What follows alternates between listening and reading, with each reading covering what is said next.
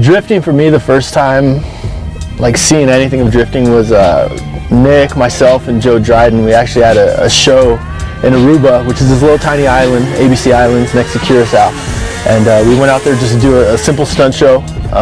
You know, of course, every city you go to, they put you and they have you meet the locals, and the local stunt riders come out.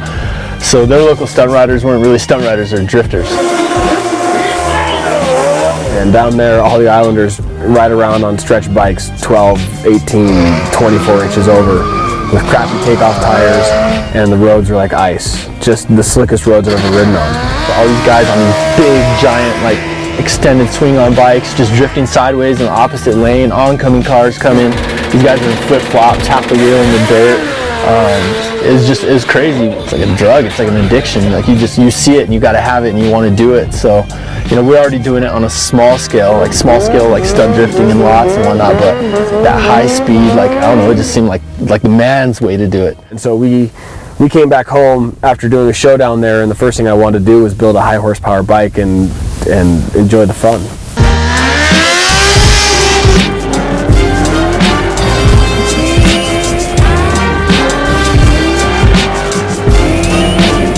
Again, like we just kind of borrowed this island style, so it was a big, huge stretch. I think our first bike was 12 over with a 240 kit. We built this big, stretched monster of a drift bike with a strut, not even a shock. And that thing wouldn't get traction for anything. And that was the birth of high-speed drifting here in the U.S. It's not like I invented anything, I just saw it on the islands, and I like to be an idiot too, so I brought it over.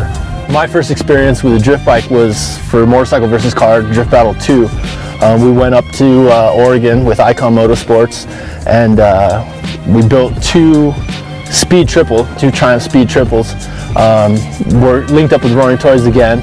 They built us a couple of 6-inch over swing arms and just jumped on them. I think the bikes had 0 miles. Like, we literally unlocked the ECUs to the bikes the day before we actually shot the video. So these were 0-mile bikes, just going to get the rev limiter whipping and just get the crap kicked out of them.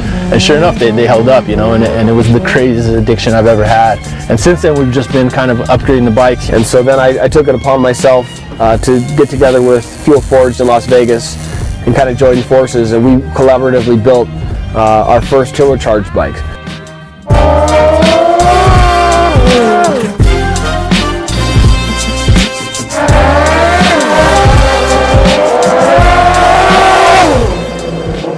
There's never enough power in drifting, period.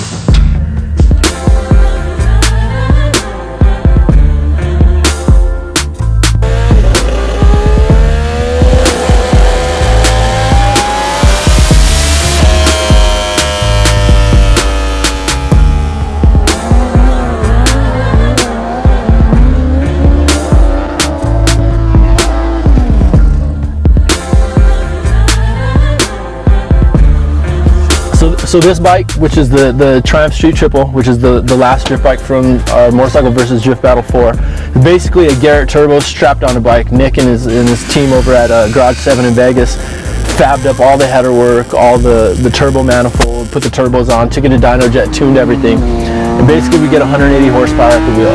We run real aggressive race Auto Masters, but stock calipers because they do the job real well. We don't really have to mess with suspension much.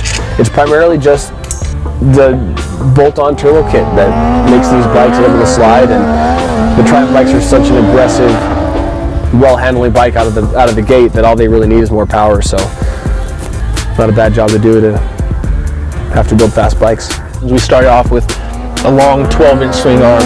That became 6 inches, that became 4 inches, and the last drift video we actually did on a stock wheelbase. So we've kind of taken the extension, needing the extension out of the equation, which the extension just basically slows down the snap. It's getting more dynamic, and I think that as we progress what we're doing with sport bike drifting, that we're going to open up a lot more doors, and we're going to start doing full transitions, and it's going to be a marriage between what our drifting is now and then also some flat track style, some supermoto style entries. It should get pretty interesting over the next year or two. It's more about just feeling like raw power in a bike and just sliding and just knowing that like you could eat shit at any moment, but living through it, you know, like that. I don't know, it's just satisfying to me.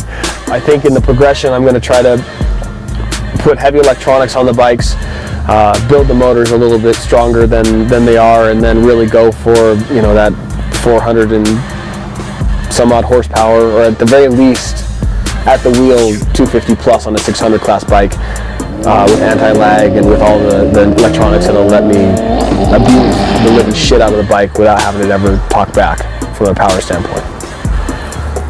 Fun times. More power, bigger tracks, bigger turns, bigger slides, bigger smoke, bigger horsepower, and bigger nuts. Yeah, I think that's about it.